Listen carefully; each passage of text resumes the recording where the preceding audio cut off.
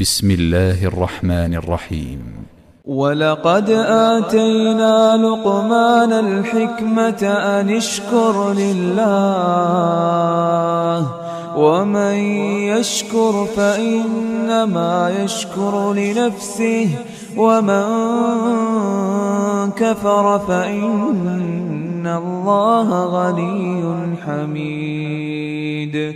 وإذ قال لقمان لابنه وهو يعظه يا بني لا تشرك بالله إن الشرك لظلم عظيم. ووصينا الإنسان بوالديه حملته أمه وهنا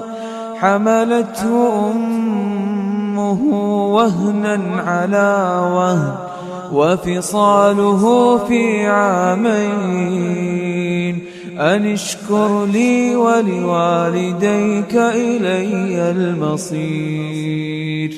وإن جاهداك على أن تشرك بي ما ليس لك به علم فلا تطعهما وصاحبهما في الدنيا معروفا واتبع سبيل من أناب إلي ثم إلي مرجعكم فأنبئكم بما كنتم تعملون. يا بني إنها إن تك مثقال حبة من خردل فتكن في صخرة أو في السماوات أو في الأرض يأت بها الله إن الله لطيف خبير. إن الله لطيف خبير.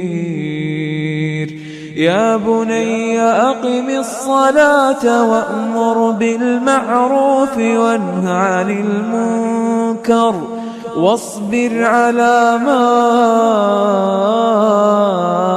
أصابك إن ذلك من عزم الأمور.